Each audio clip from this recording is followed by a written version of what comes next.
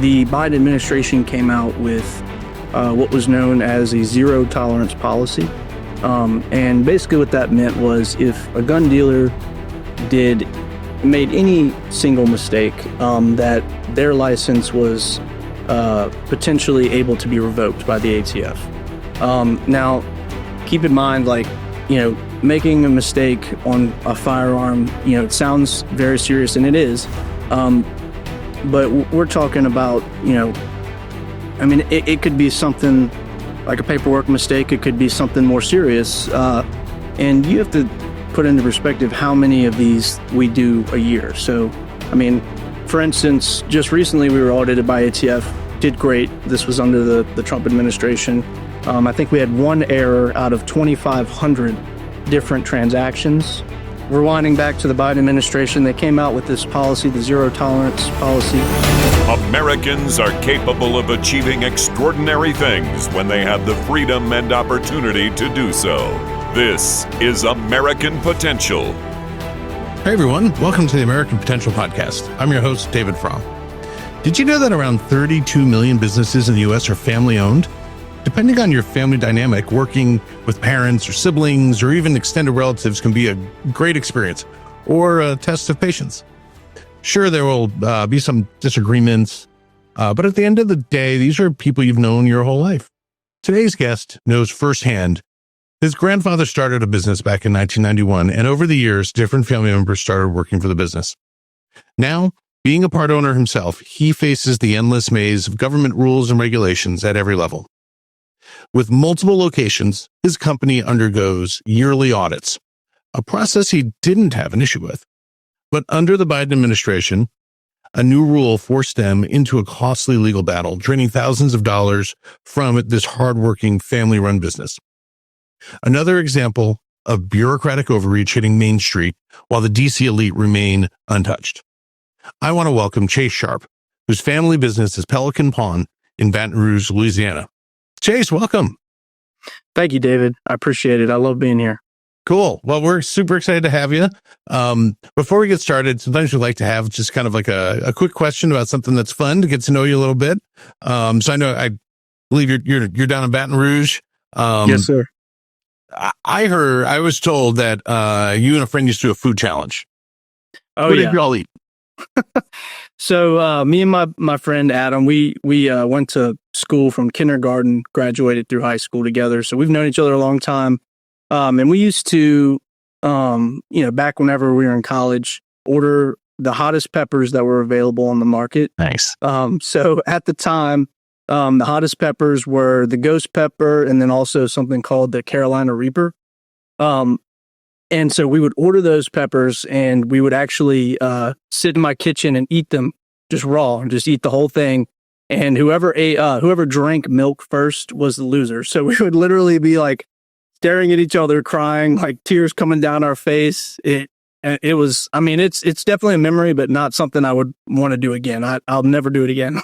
Yeah, this sounds like an online challenge I've seen. That's awesome. Oh yeah, absolutely.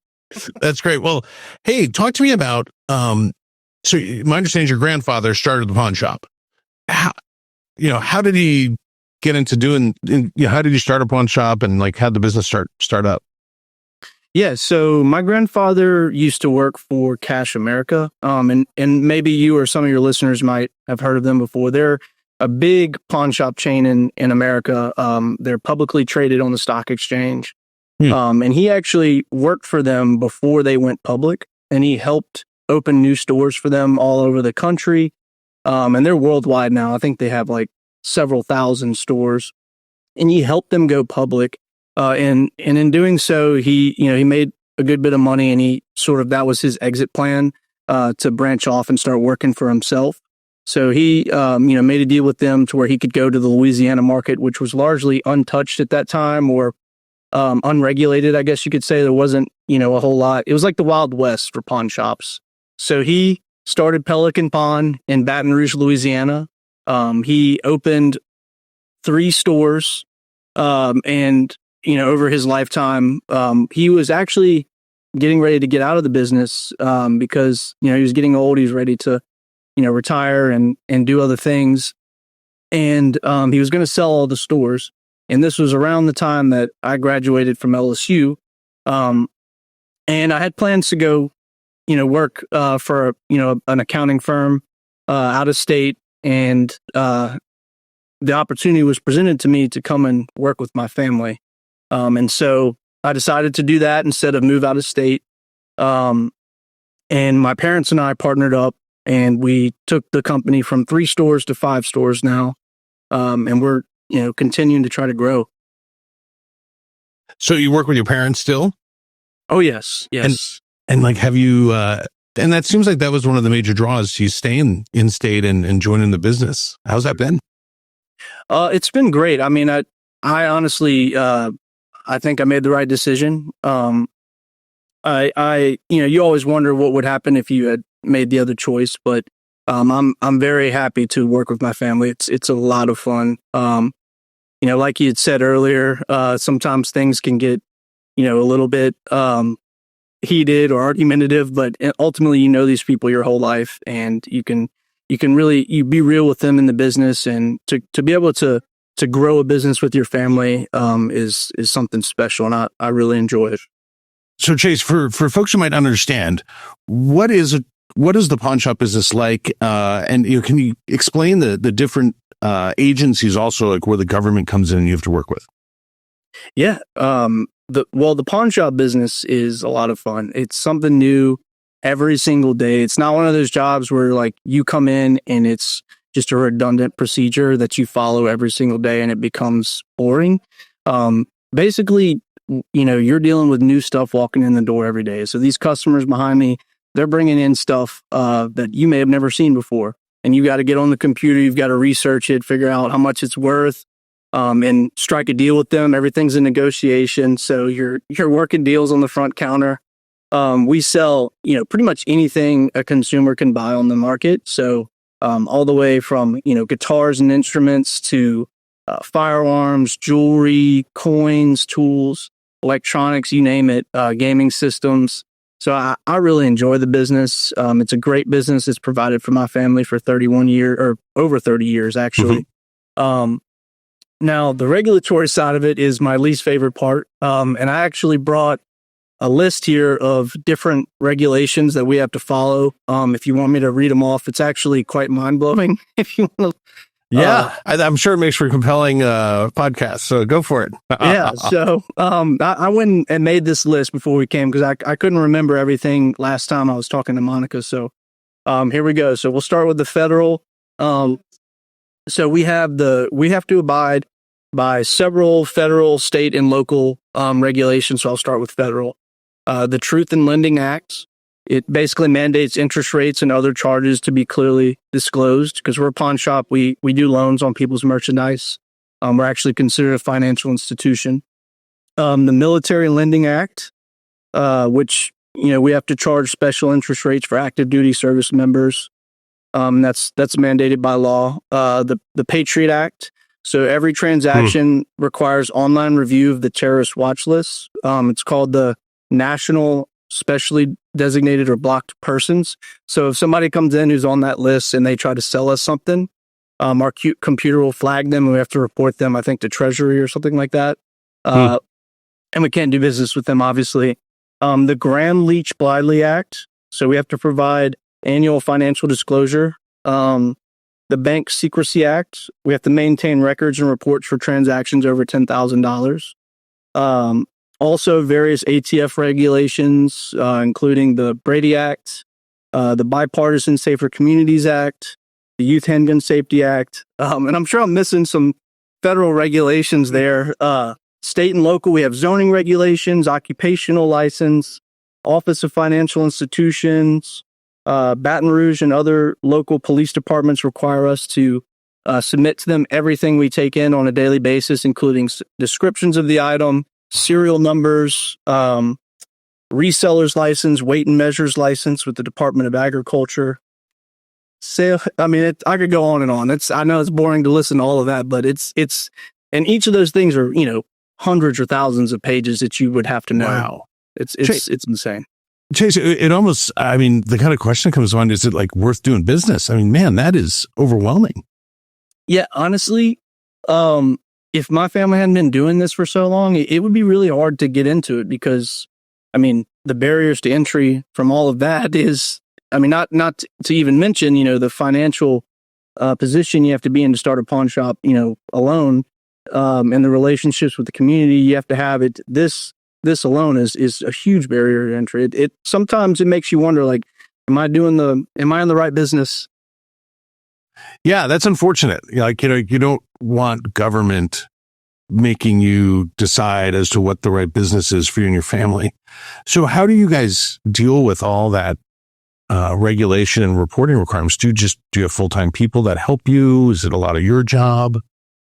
Yeah. So we have a guy that goes around. His only job, we call him an auditor / compliance officer, I guess you could say. That's his position, his sole position in the business. And he goes around the stores, auditing the stores, making sure that, we're complying with all of these different regulations. So for instance, he's checking, to make sure that everything's correct on all the firearms, and the background check forms that we do, which is important.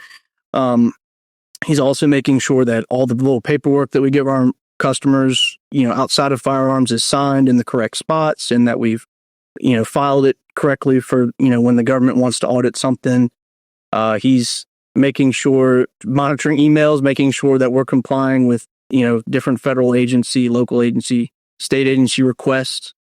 For instance, we have to do firearms traces a lot of times. So what that is like, a crime's been committed with a firearm that may have passed through our store at one point in time. So we have to go track down, that background check and then submit it to the ATF. And then I guess that helps them, solve a crime, which is great. And certainly not one to complain about regulations in the aspect of like where it's helping out the community. But sometimes it can be overwhelming, when you're trying to run a business too.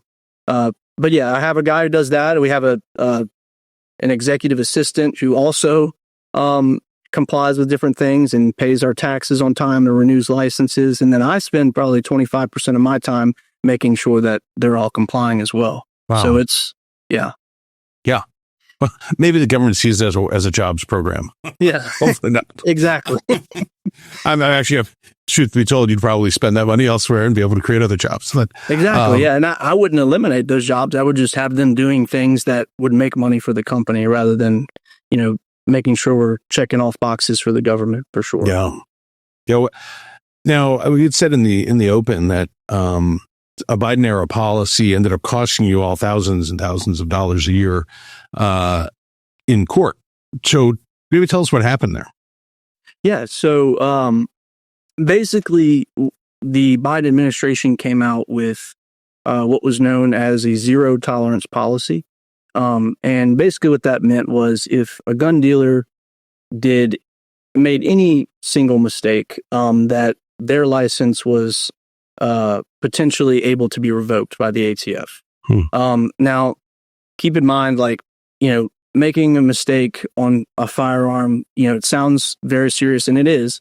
But we're talking about, it could be something like a paperwork mistake. It could be something more serious. And you have to put into perspective how many of these we do a year. So, for instance, just recently we were audited by ATF, did great. This was under the Trump administration. I think we had one error out of 2,500 different transactions. Rewinding back to the Biden administration, they came out with this policy, the zero tolerance policy. My family's been in business since 1991. We have never had the ATF try to revoke a license before. This time they tried to do that to us. It ended up costing us. So that would have shut you down. Oh yeah. Yeah. That store, Wow. If you don't have a gun license in the pawn shop business in Louisiana, you don't have a business. Like you can't operate. You just won't be able to survive. But let's see, where was I?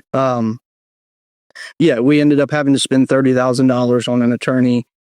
They drug out the process for a year and a half, where 50% of my time was being spent to reviewing everything, reviewing laws, reviewing like their audit.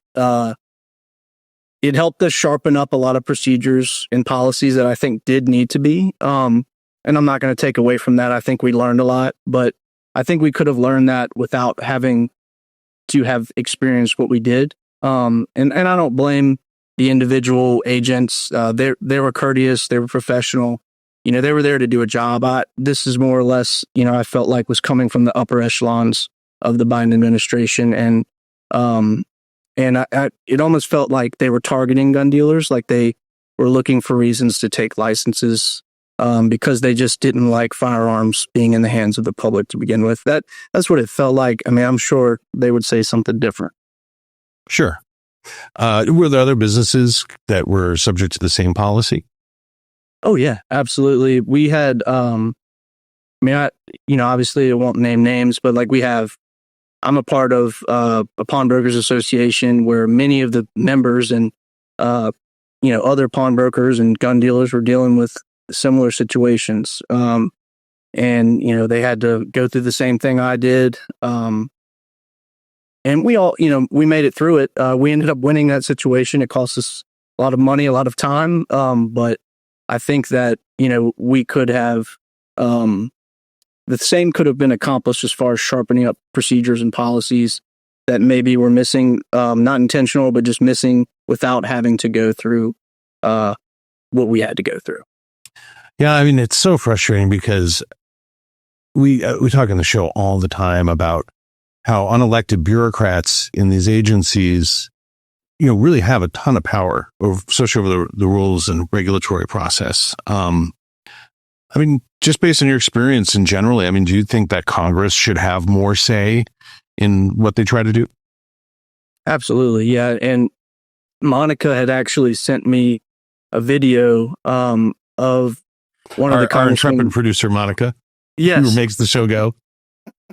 Of one of the congressmen explaining the REINS Act, which, I had never seen the video before, but when I watched it, I was like, wow, that would be really nice if all of these, regulations had to go through Congress rather than, being made up by each individual agency.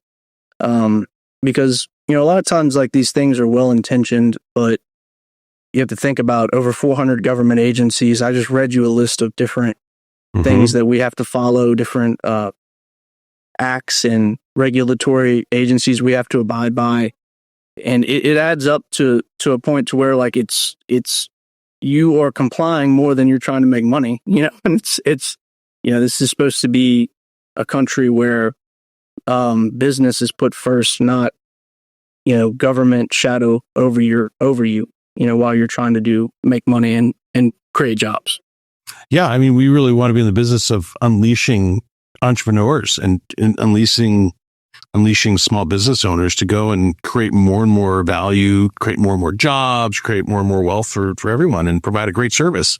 And too often it seems like we're getting in the way of that with all the bureaucratic regulation and rules that are placed on these job creators, and the other part of it is, we got to get back to the space where Congress is doing its role and then the regulators are taking that and trying to implement it. But the reality is we've kind of almost got this unbalance. And I do hope that there's a shift going on right now. I kind of think there is, seeing the REINS Act, seeing what some of the other, what the Trump administration and a lot of states are really doing. So I'm excited for that, but we'll see.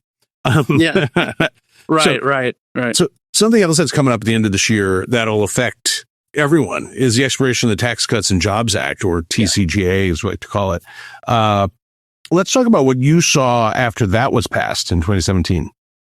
Yeah. So that was huge for us. And I'll kind of read some of the different, or tell you about some of the different things that I felt like was the biggest impact for us, my customers, my employees. So the income tax rate's dropping, largely in the middle income tax brackets, more so in the lower than the upper. Standard deduction doubling, child tax credit doubling, lowering the corporate tax rate. All these things allowed, me and my family and my employees to save money on their taxes. To me, the child tax credit doubling really helped my customers a lot, especially since a lot of that was refundable too. So, we saw huge increases in sales. Our customers picking up their ponds, which, obviously brought in more profit and revenue for the company. We were able to give our employees raises, more so since that happened than in the past, up until recently, because I feel like the economy has slowed down the last year. But I think that's more so due to the Biden administration than the tax cuts. The tax cuts helped. And I would be extremely excited if Congress could pass that and even go above and beyond that in the future. Make it permanent. I think they're considering doing that. And I think that if they do that and cut the regulations, they're going to see business explode in this country.